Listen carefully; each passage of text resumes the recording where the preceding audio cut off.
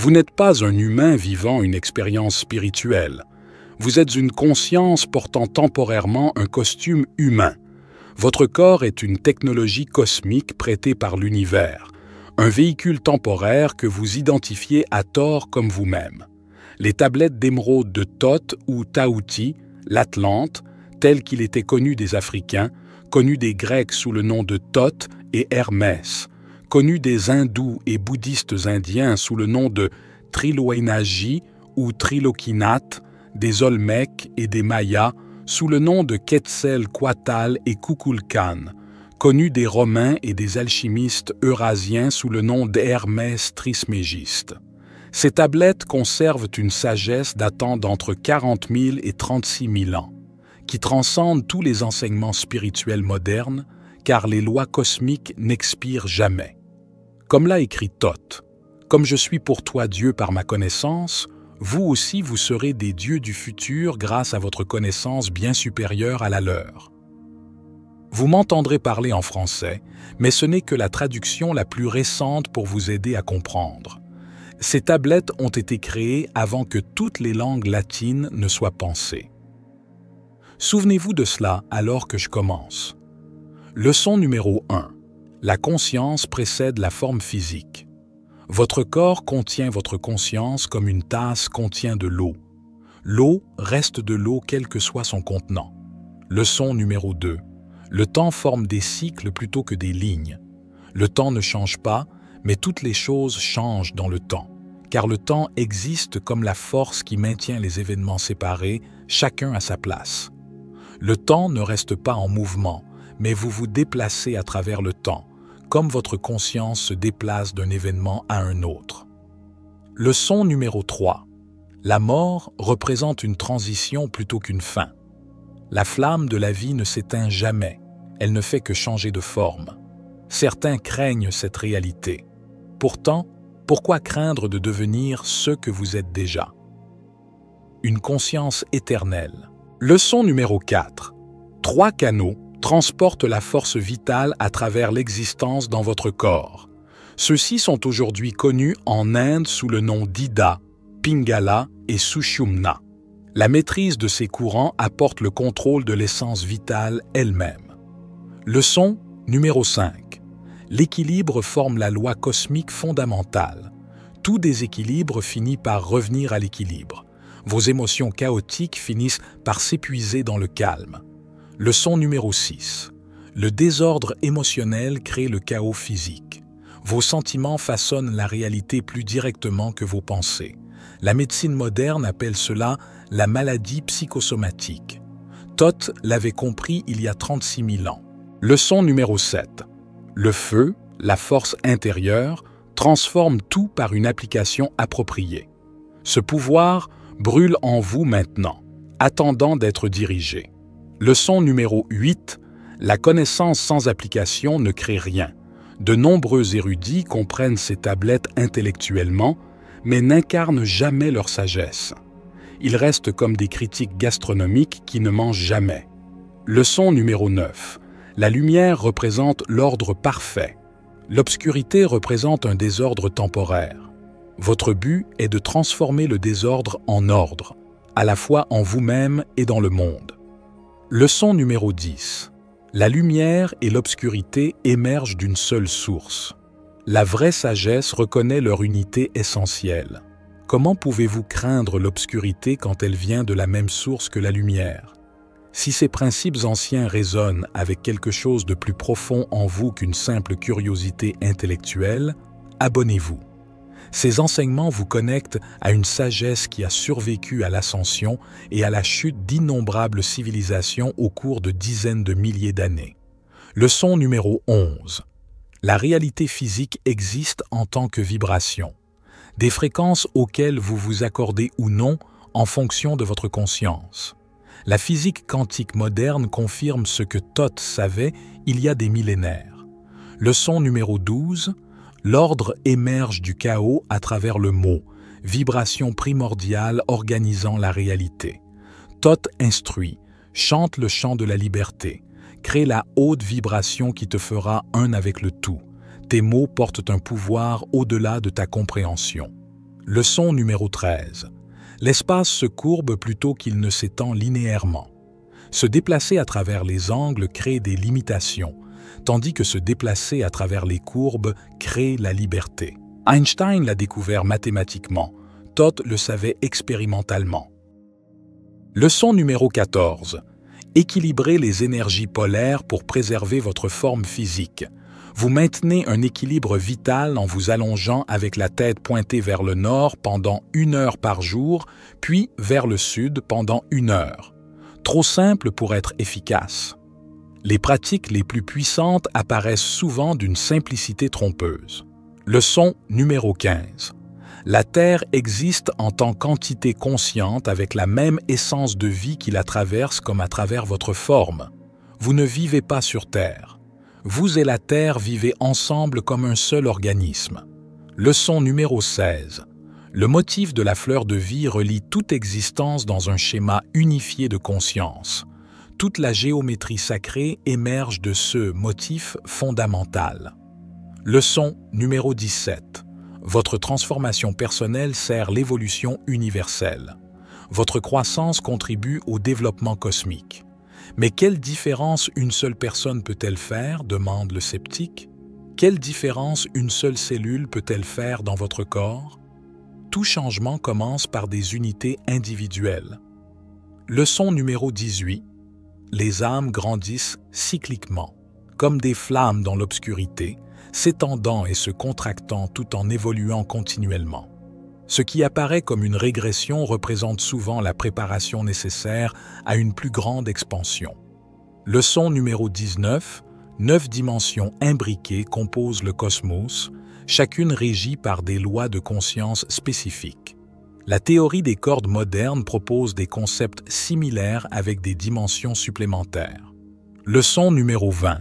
La sagesse du cœur transcende la connaissance intellectuelle. Votre cœur se connecte directement à la compréhension cosmique. Le cerveau analyse. Le cœur sait. Commentez ci-dessous quelle leçon remet le plus radicalement en question votre compréhension conventionnelle. La nature cyclique du temps vous semble-t-elle impossible? L'idée que vous deviendrez un dieu pour les générations futures vous semble-t-elle irréaliste? Votre résistance indique directement votre plus grande opportunité de croissance. Leçon numéro 21. Votre corps physique peut transcender les limitations normales grâce à la manipulation consciente de l'énergie et à l'équilibre des polarités. Les athlètes olympiques démontrent inconsciemment des aspects de ce principe. Leçon numéro 22. La Grande Pyramide fonctionne comme une passerelle dimensionnelle plutôt que comme un simple monument. Sinon, pourquoi ses propriétés mathématiques encoderaient-elles des constantes universelles avec une telle précision? Leçon numéro 23. Les salles d'Amanti existent à la fois physiquement et en tant qu'état de conscience accessible par des pratiques vibratoires spécifiques. Des réalités multidimensionnelles existent au-delà de la perception conventionnelle. Leçon numéro 24. La mémoire de l'âme persiste après la mort en maintenant la conscience entre vos sourcils pendant la transition.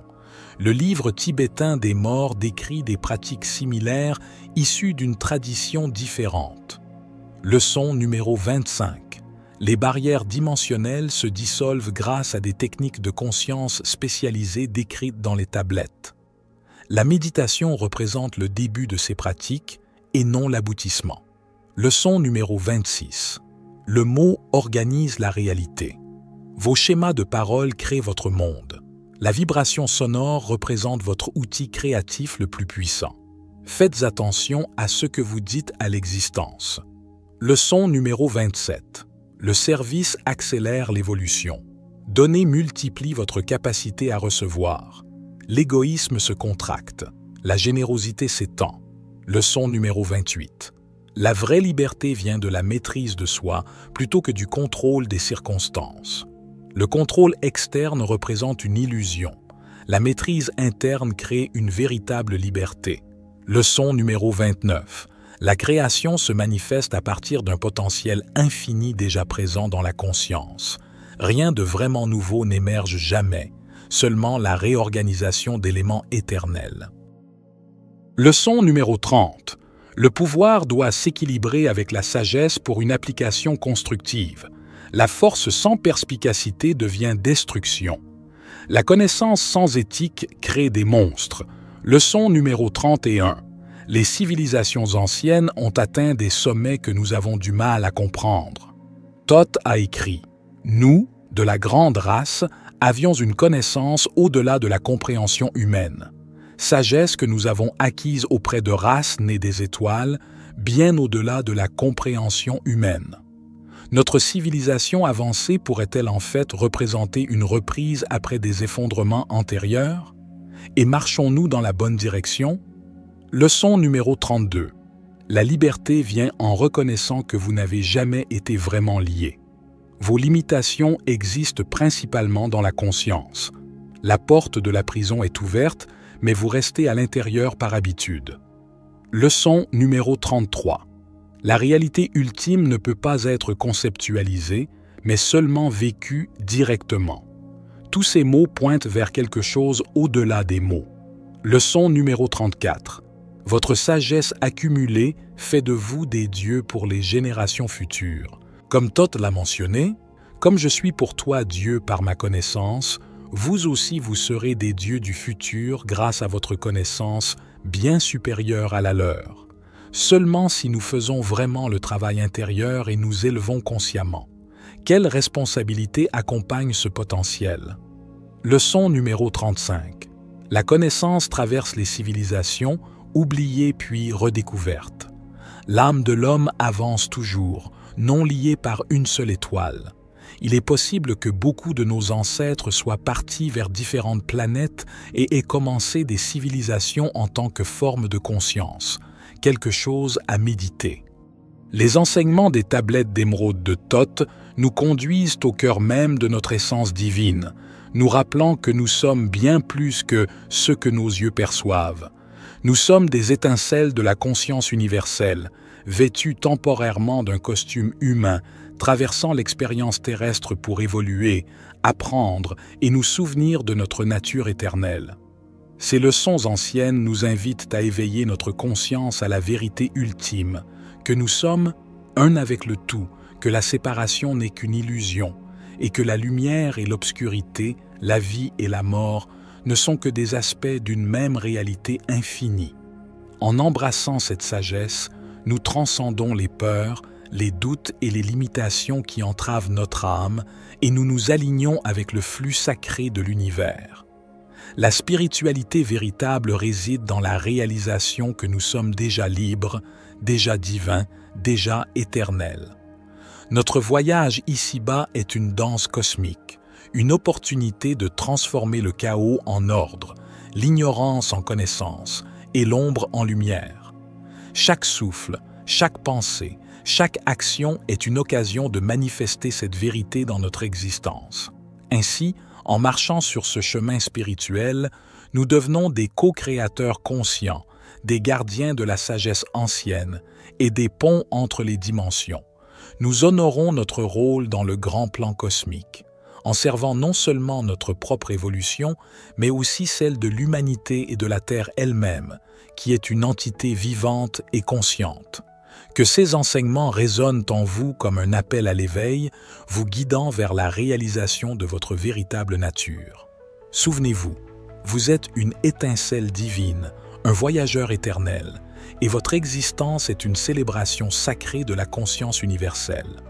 En embrassant cette vérité, vous devenez un phare de lumière dans l'obscurité, un guide pour ceux qui cherchent, et un témoignage vivant de l'amour infini qui unit toutes choses. Ainsi, que votre chemin soit illuminé, que votre cœur soit ouvert, et que votre âme continue de danser dans l'harmonie cosmique, car vous êtes et avez toujours été une expression parfaite de la source divine.